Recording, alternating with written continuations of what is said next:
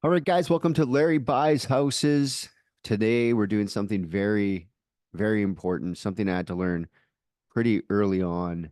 And the sooner you start learning this, the better your outcome is going to be. So tonight we're talking about getting rejected. Now, a lot of times people are, I had this call with Dylan the other day, and we were talking about trying to get accepted on the first offer.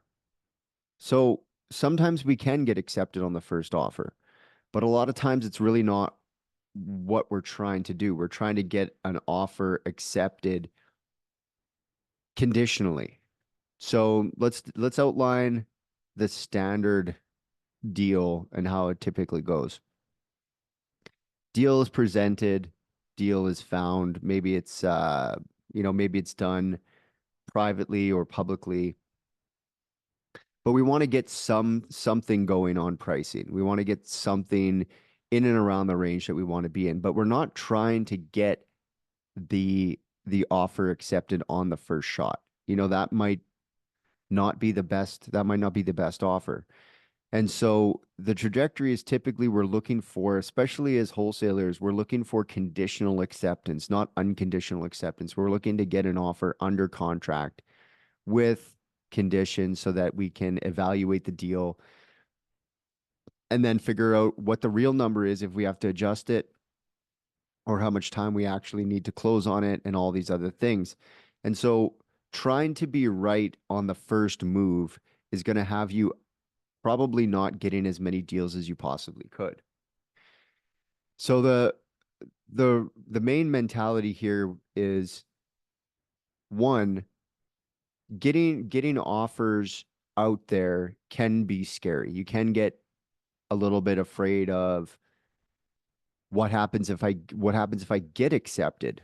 That's another thing that people get a little bit scared about is like, okay, are we actually going to get a deal here? Are we actually going to do a deal? And so we have to first break down the barrier of what an offer is when we're writing with conditions. So the easiest thing to look at is going to be a deal is conditional, and we want to be getting as many conditional offers accepted as we can during the week because it's almost like a lottery ticket. You can write an infinite amount. Imagine lottery tickets were free and all you had to do was like write the offer. And so all we have to do is write the offer to get accepted conditionally. Now, some agents especially will press you for an unconditional offer, and that's not the business we're in. We're in the lowest, most flexible conditional offer, and they want the highest, least flexible unconditional offer. So we are a little bit at odds with um, actually what agents want. What they want and what we want aren't normally the same thing or rarely are the same thing. But they'll take what they can get, especially on junker houses. So the story of my first accepted offer.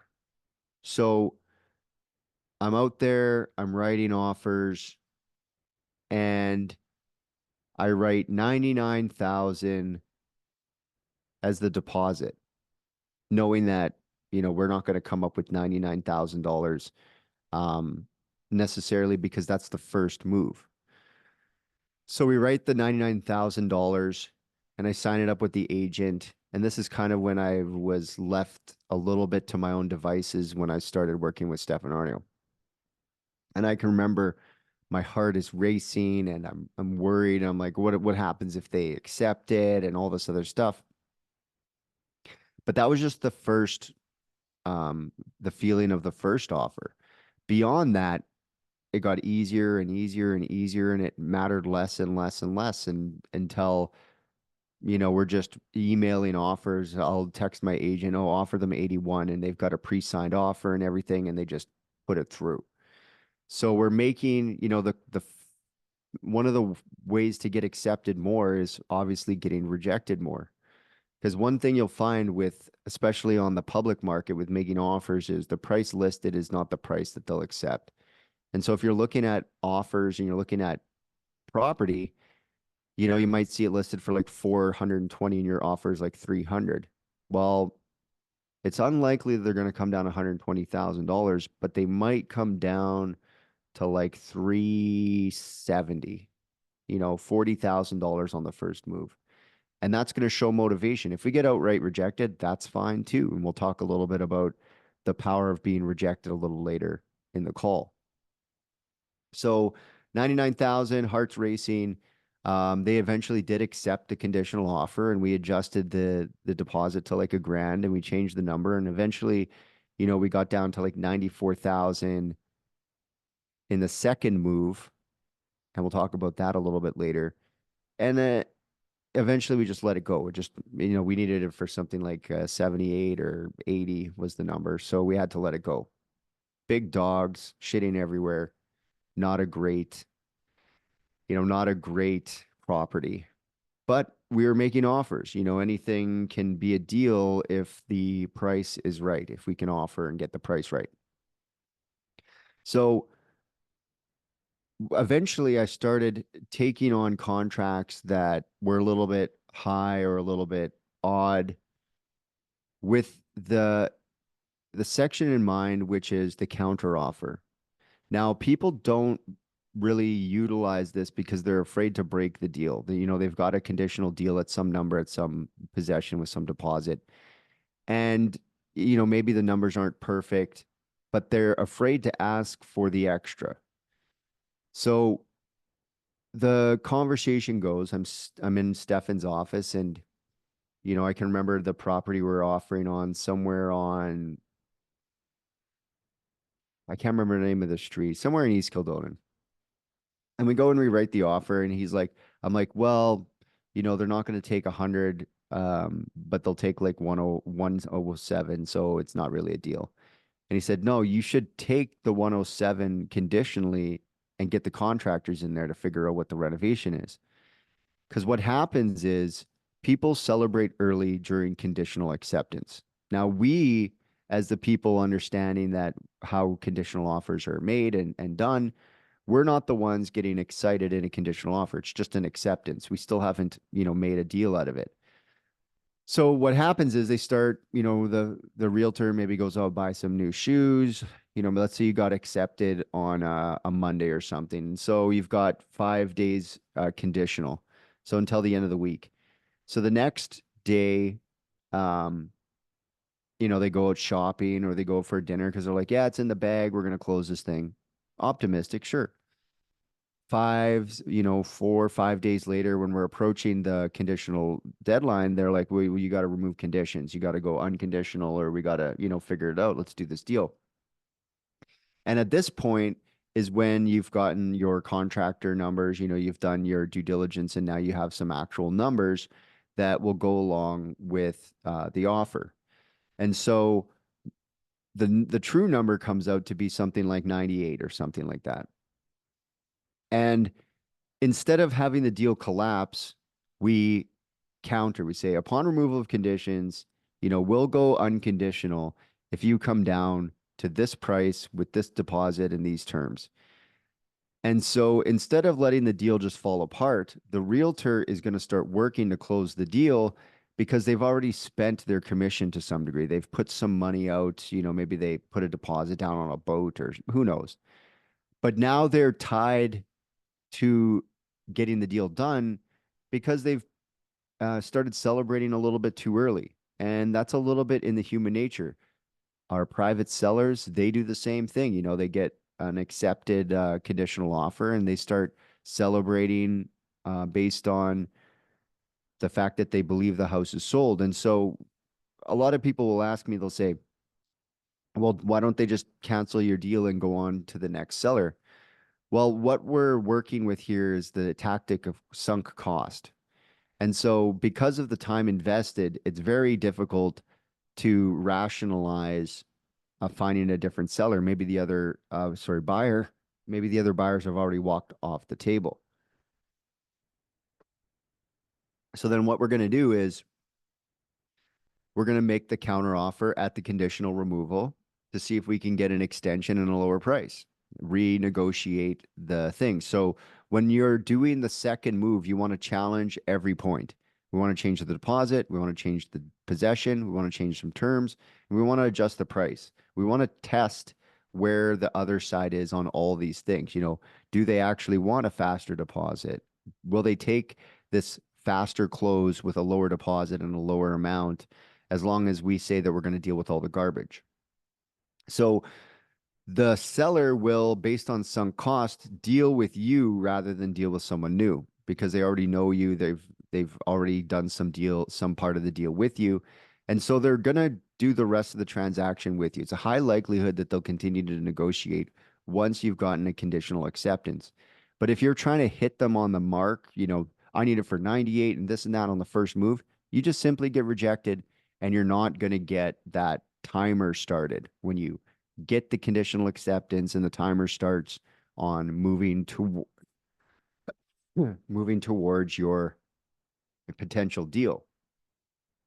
So this move is what I call the spin.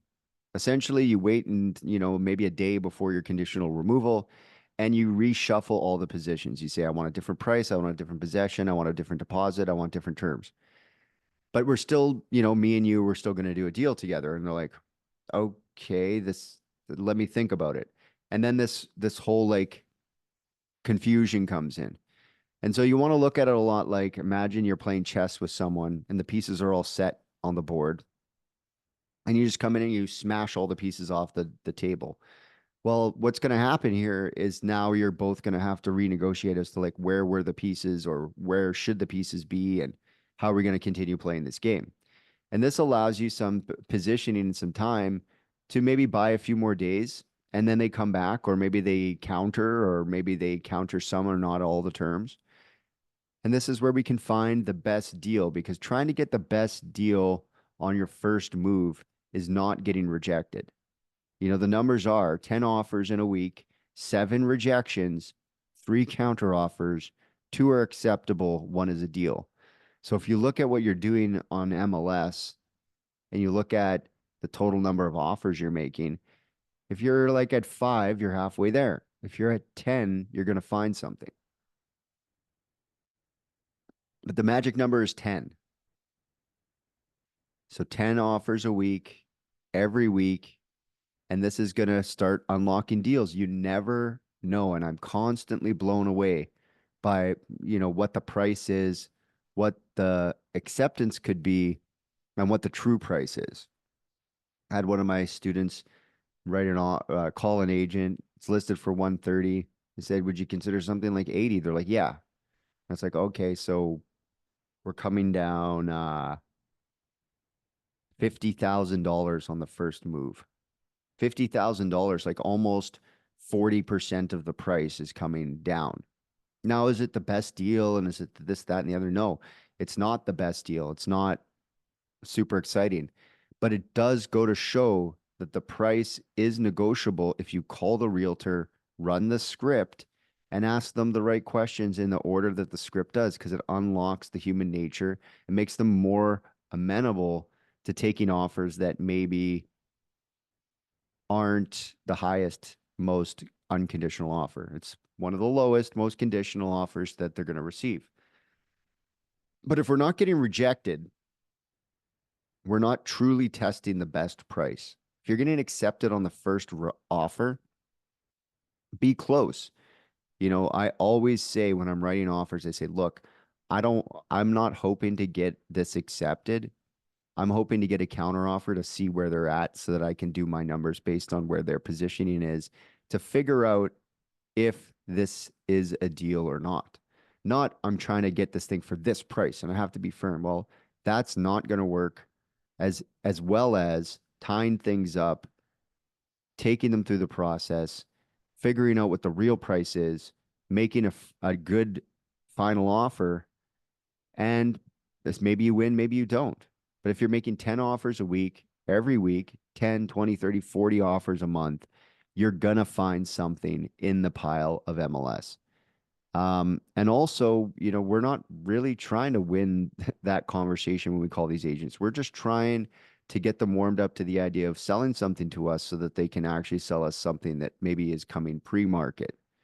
So sometimes there are deals just on MLS, but you won't know what the price is unless you call them. It's, shopping for anything. Shop for a car, stop for some used furniture, shop for a house. What it's listed for is rarely, what we would accept. And you look at selling a car is a perfect example. We put it up for 7, 8, 9 grand, and we're really hoping for like 7,500. So when someone offers us $7 or $8,000, we're like, come down and look, and maybe we got a deal, depending on the terms and conditions. Are we talking cash? Are we talking right now? Are we talking, e-transfers over a period of days? And like, a lot of the terms come into play. But knowing full well everyone does this when they're selling anything, is that they have something they'd like. I want $200 for these sunglasses. Would I take 100? Yeah. Would I take 100 from one of my friends? Yeah. If I don't really know them, I'm not super friendly, I might take 150 for these glasses. Now, that plays into the script, using the script so that we can get that rapport building so that they're more likely to, give us a deal if there is one coming around. And really just working through the process of checking the price, do a quick price check. Hey, what's the story with this thing? Do you think they'd consider X? You never know. And the price on MLS is subjective. It could go up, it could go down, could get into a bidding war. It could sit on the market for 60 days and be bought for, 50% of what it is today. But ultimately, we're not going to know what the position is until we get on the phone. There's no amount of looking at MLS, going on realtor.ca and staring at the listings to see if there's a deal.